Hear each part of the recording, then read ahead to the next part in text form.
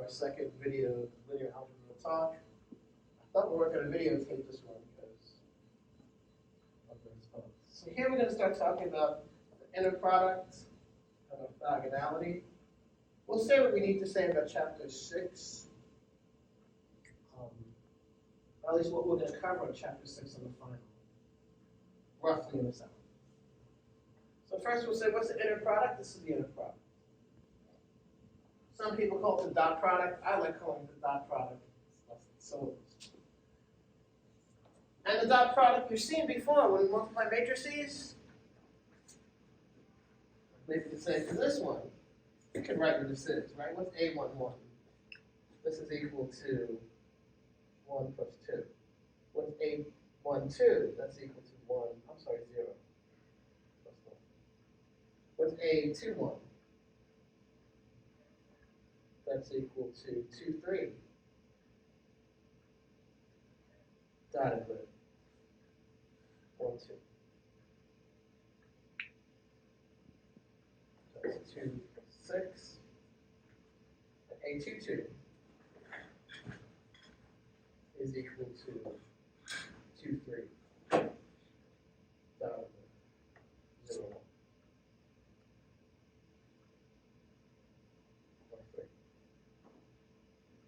All news, right? If we know how to do this by now, we're in big trouble. Right? Because all semester we've been multiplying matrices, finding inverses, and things like that. So we have to know how to multiply matrices. So what are some of the other properties of the dot product? Because remember we said about matrices, vectors, and things like that. We said, oh, we could multiply matrices if they're the right size. We could multiply a matrix times a vector. You can just think of a vector as a special case of matrix. But we don't multiply vectors per se. If you took another class, you learned about the cross product, or the dot product. How many people taken physics before? So if you've taken physics, you probably know that. I can tell you a story which makes me look bad. I took physics too without taking. I remember I was reading it. We were talking about one vector times another vector, one vector dotted with another vector. I don't know why are they using two different symbols for multiplication? Very bad, right?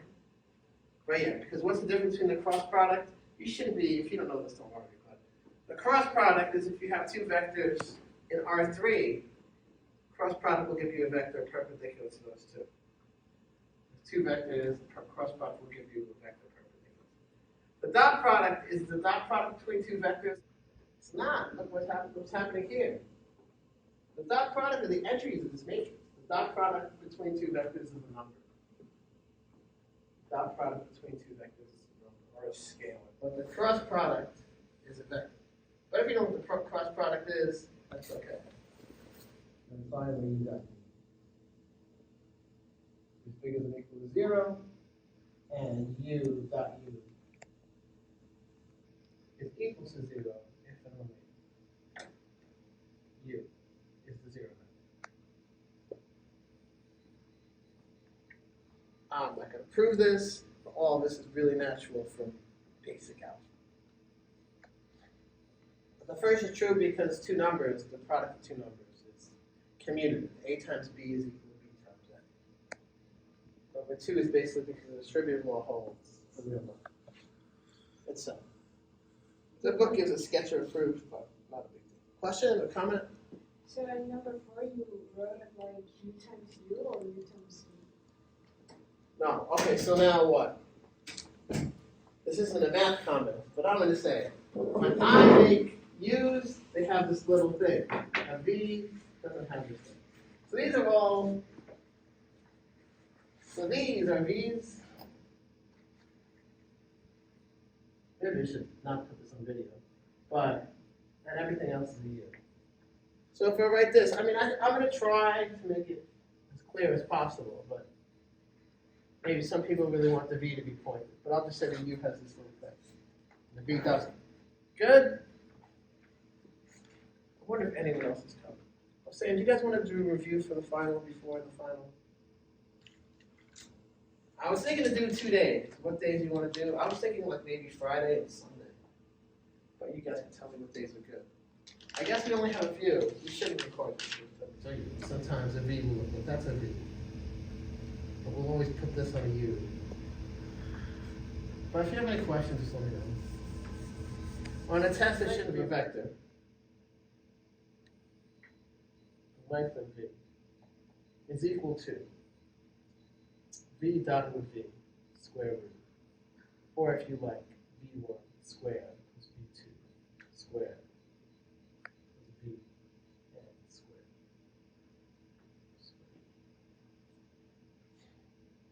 And why is this the length?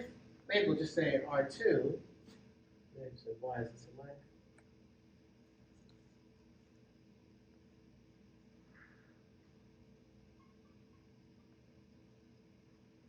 If I have a vector, let's say it's in the first coordinate, say that's V. So this is composed of V1 and V2. What's the length of this vector?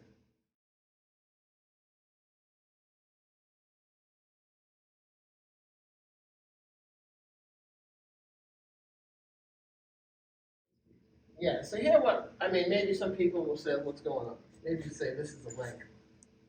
The hypotenuse here is the length of V. So maybe you could say, oh, V, the Pythagorean theorem says if I have a right triangle like this, then A squared plus B squared is equal to C squared. When did you learn that? When did they tell you that? 6th grade, 8th grade, something like that, right? It's different in different schools. So here, in this case, we'd say, well, V1 squared plus V2 squared is equal to the length of V squared. So therefore, the length of V is equal to V1 squared plus V2 squared square root. So if this is the length, and just a minor generalization gives it to you in several dimensions. So this is why this is a length function. Actually what? They have a formal way of saying if you have a length function, U and V in Rn, the distance between U and V is just equal to U minus V length.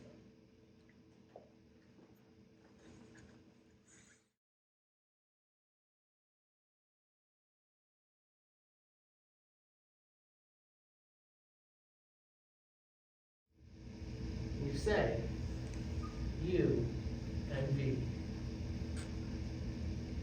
let's say in Rn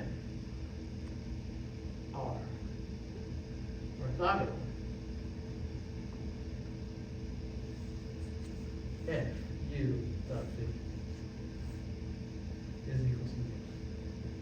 Maybe we should give this other definition, because if you have the zero vector, it's orthogonal to anything. Kind of that's not what we're after. Maybe we'll say definition. We say, let's say a set. Let's give a general definition. Do you remember the term unit vector? Do you remember the term unit vector? Did we talk about unit vectors before? No. Maybe we'll give another definition.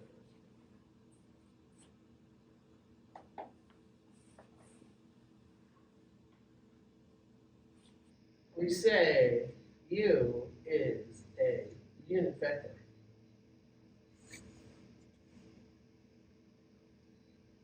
if U dot U is equal to 1. Maybe we'll say sum, just comment sum, right? U hat if U is a unit. We have one extremely famous case of unit vectors. What are our most famous unit vectors? Again, so what's the ninth letter of the alphabet? I. The 10? K. What am I talking about? What letters of the alphabet, really? Recall. I, J, and K. What's I, J, and K? I is equal to 1, 0, 0. J is equal to 0, 1. And K is equal to 0, 0,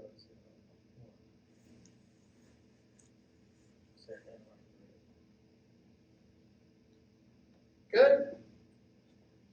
We also had another name, E1, E2, E3. If we don't know what space we're in, maybe we'll say E1, 2. But usually people use I and J if they're in R2 or R3. Good? Normal. Maybe we could say, give an example. Which are orthogonal sets? When is a set orthogonal? When you take any two distinct vectors, you dot them together, you get 0. When are two sets orthonormal, you take any two distinct vectors, dot them together, you get 0. But if you dot the vector with itself, you get 1.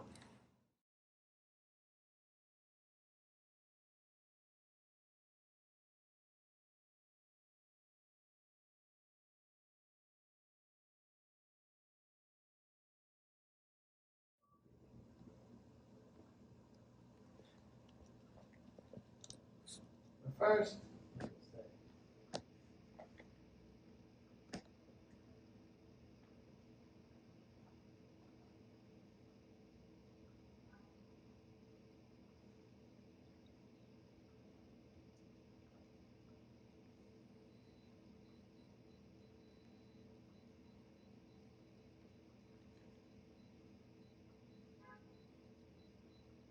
and one more.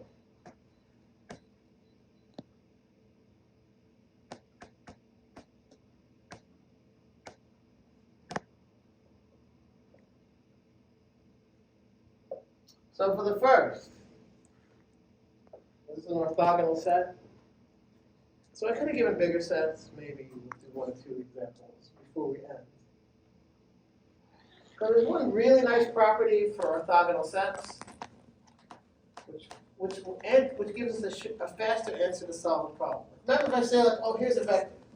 Why is a linear combination of these other ones? What do you have to do? Usually a bunch of algebra. Someone says write this vector as a linear combination of the others. We've set up the matrix, C1 first vector, C2 second vector, blah, blah, blah, is equal to our new vector. And then we do a bunch of algebra. But if I have an orthonormal set, that task is much faster. So let's see. Is the first set orthonormal? Is it orthogonal? Maybe we'll say 1, 1, dotted with 1 minus 1 is equal to 1 minus 1 is equal to 0. So is this set orthogonal?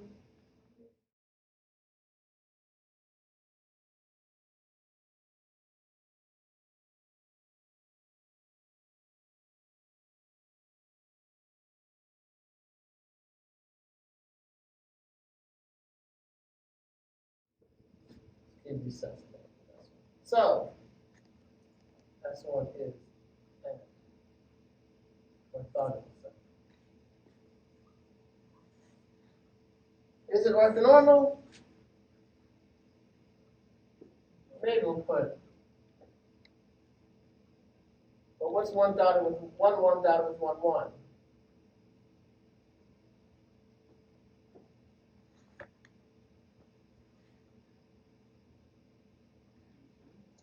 What? 1 plus 1, right? 1 dotted with 1. 1 times 1 is 1. Plus 1 times 1 is 1, which is 2. It's not an orthonormal set.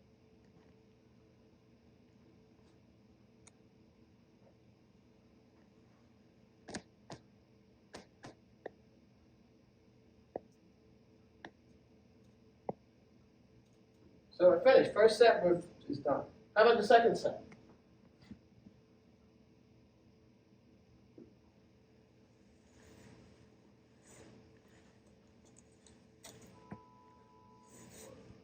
What? Mr. Ing. You can think of this, here's a triangle. Remember the Pythagorean theorem? What's the Pythagorean theorem? A squared plus B squared is C squared. Yeah, where C is the hypotenuse of the triangle and A and B are the legs, right? Mm-hmm. So here, this is like that. V1 squared plus V2 squared is equal to the length of V squared. So solving for V, we get not just a dot product of V with itself square root. Good? The dot product is 0. Is it orthonormal? No. I don't know. Let's see. The first vector dotted with itself Is 1. is 1. The second vector dotted with itself, Is 0? I don't know. well, it shouldn't be 0. Yeah. It's Like you can make up other dot products, but here, Also? I don't know. Like some people call it a quasi-dot product. Some people say you may have vectors dotted with itself that are equal to 0, but the vector's not 0. But here in Rn, that's not going to be the case. So here, the second vector dotted with itself is not 0, it's 1, right? 0 plus 1. Good? So therefore, S2 is an orthonormal set. Good? S3, this set, is kind of a variant of S1. Those are the same vectors except normalized. Maybe we could say, maybe how to define what that is. Normalized means make the vector have length 1. Maybe we should say. So again? I'm just seeing, by seeing the question, set 1, I'm just telling the answer for this one. Let me just say this and then. Um, So if u is not equal to 0, then u dotted with the length divided by the length of u is a unit vector in the direction.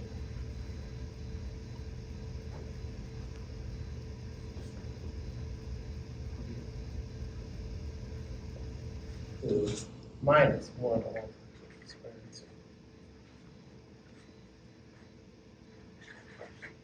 2. What's that? 1 over 2 minus 1 over 2? 1 over 2 minus 1 over 2. 0. So it's an orthogonal set.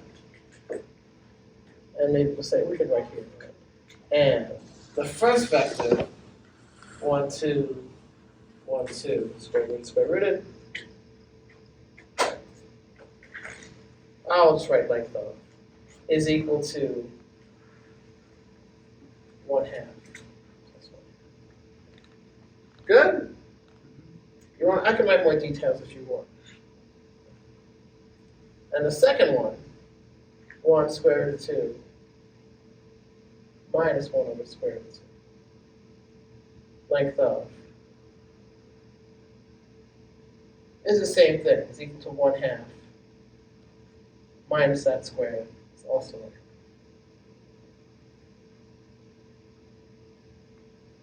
So what can we say? So S3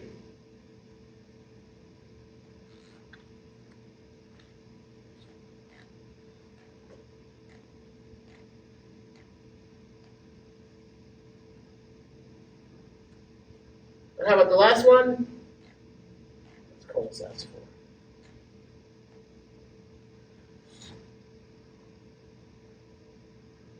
-4? Well, we can say the first vector dotted with the second vector is equal to -4. So, not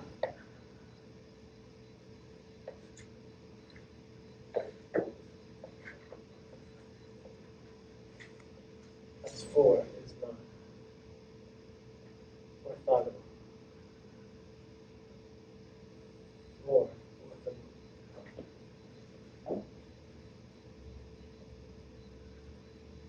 What else do we want to say? So far, so good?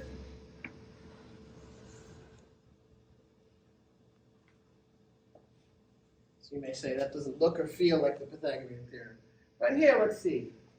But really what? Why does he say this is like the Pythagorean theorem? This is one leg, this is one leg, this is like that hypotenuse, right?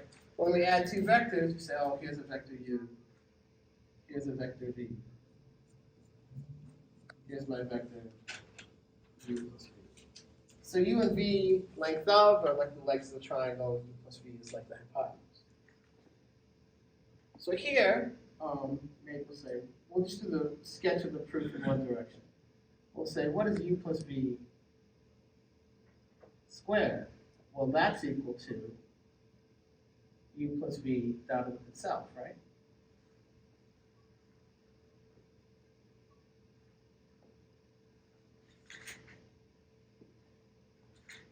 So now we use some of those properties we were talking about in the beginning.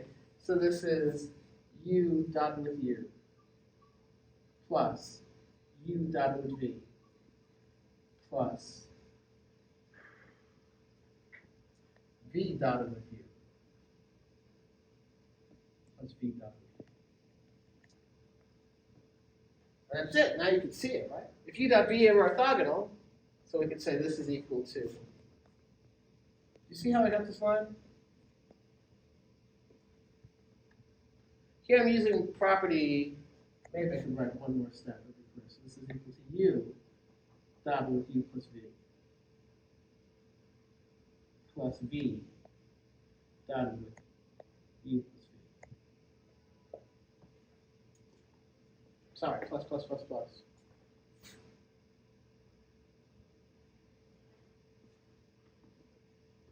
Good? I'm using it as a distributive law. And I can say, okay, here's u dot u. U dot, I may put these in parentheses, put these in parentheses to emphasize. So now using distributive law now, it's not so many things, so maybe easier to see it. But u dot u plus u dot v, the first two pieces. V dot u, v dot v.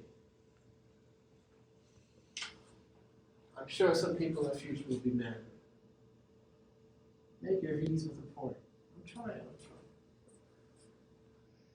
I figure it doesn't have this little edge. It's a v. It has a little edge, it's a u. So now here what? This is equal to length of u squared plus, this is 2uv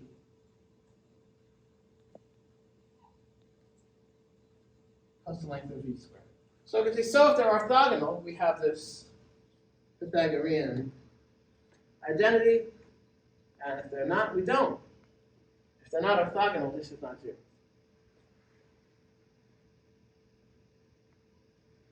So if u dot v is equal to 0, we get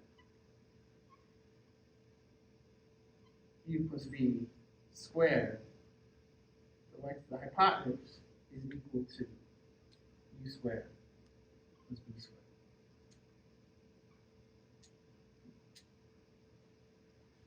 Do you know how to prove the Pythagorean theorem?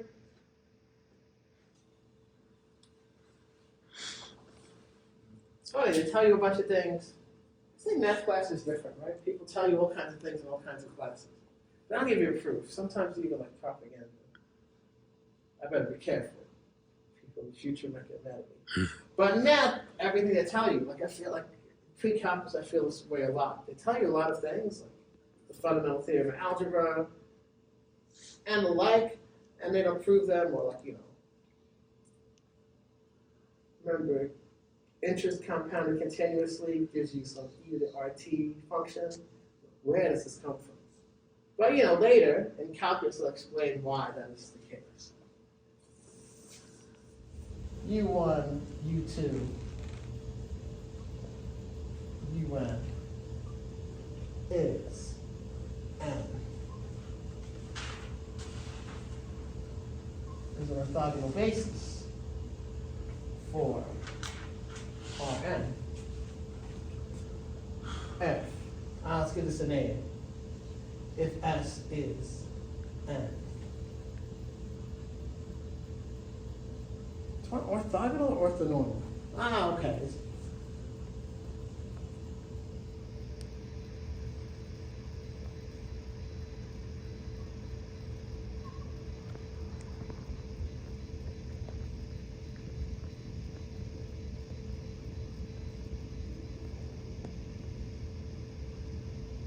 This is probably like one of the most natural definitions we've given in this class.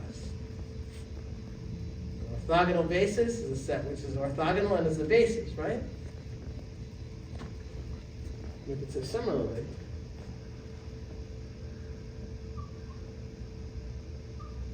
S is an orthonormal basis for Rn. If S is a basis and orthonormal,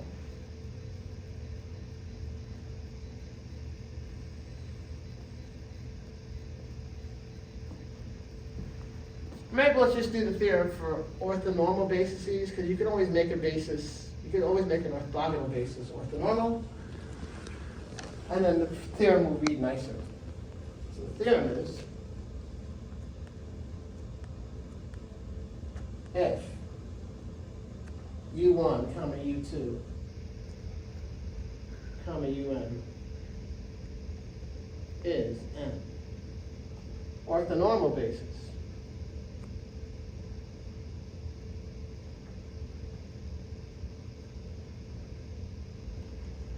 for Rn, then if V is an Rn,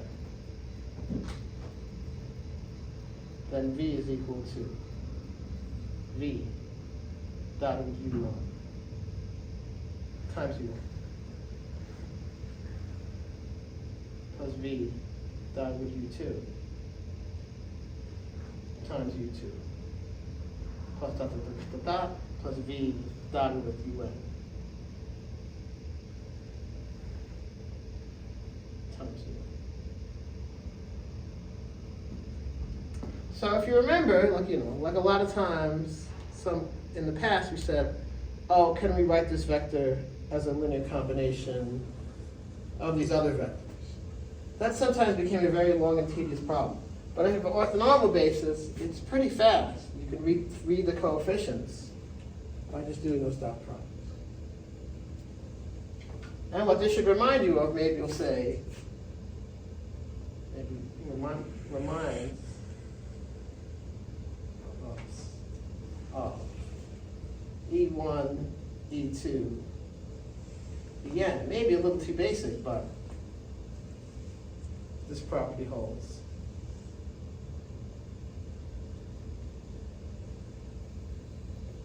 Basic, obvious, what's the best word? For this, I'm going to say ON for orthonormal.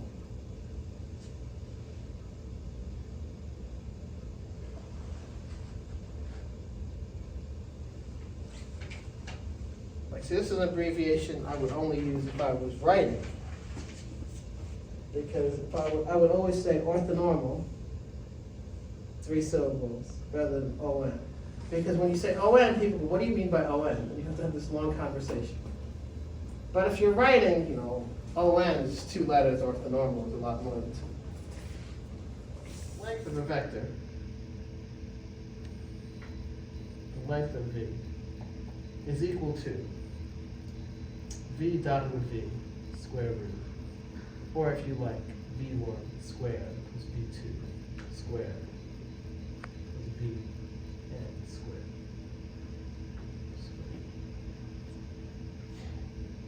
And why is this the length? Maybe we'll just say R2. Maybe say, why is this a length?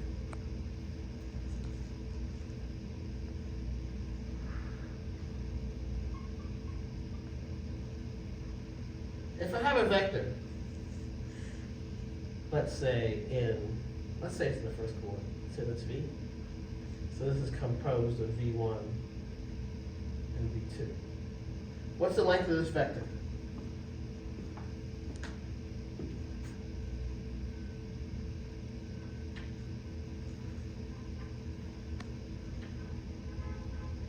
What's the Pythagorean theorem? V1 squared plus V2 squared. Square root and then V1 squared plus V2. Yeah, so here maybe some people will say, what's going on? Maybe you say this is the length. The hypotenuse here is the length of V. So So maybe you could say, oh, the Pythagorean theorem says if I have a right triangle like this, then a squared plus b squared is equal to c squared. When did you learn that? When did they tell you that? 6th grade, 8th grade, something like that, right? It's different in different schools. So here, in this case, we'd say, well, v1 squared plus v2 squared is equal to the length of v squared. So therefore, the length of v is equal to v1 squared plus v2 squared square root. So if this is the length, I know, just a minor generalization gives it to you in several dimensions. So, this is why this is a length function. I mean, actually what? They have a formal way of saying, if you have a length function that has these properties, where are these properties? They didn't put it here.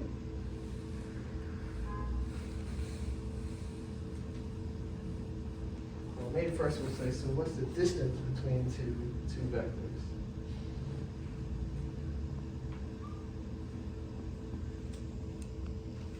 So the distance between two vectors for u and v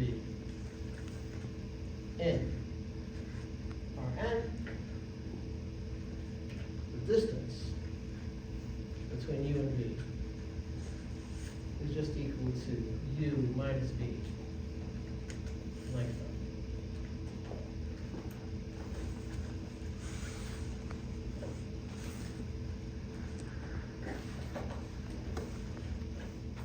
As a linear combination.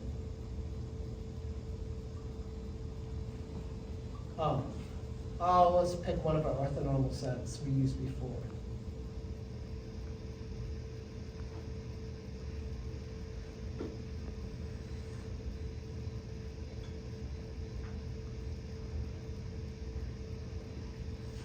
Let's say v is equal to 1, 3.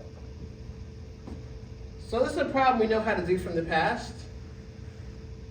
We just write v is equal to c times the first vector plus d, the second vector, and do some algebra. But since we learned this theorem,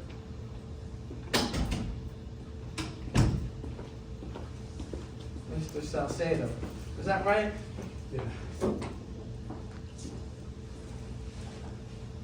But since we have this theorem, let's just do that. So this should be equal to v should equal to v dot of u1 plus v dot of u2. Don't forget the u2 and u1.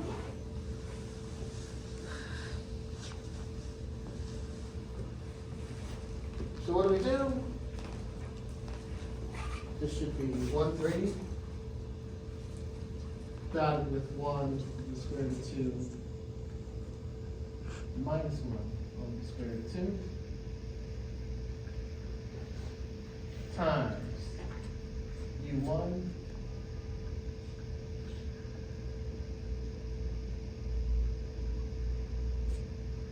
plus, same story, right? 1, 3, 1 over the square root of 2, 1 over the square root of 2, 1 over the square root of 2, 1 over the square root of 2. Did I forget square root of 2? I think I got it. 1 over the square root of 2 minus 1 over the square root of 2 plus 4 over the square root of 2. 1 over the square root of 2. 1 over the square root of 2. And we should highlight Mr. theorem.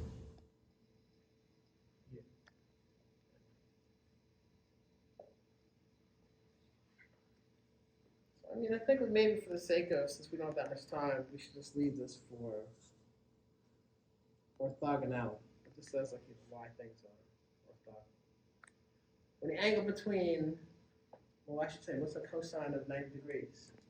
Wait, you're filming again? Projection, but maybe that's enough for that.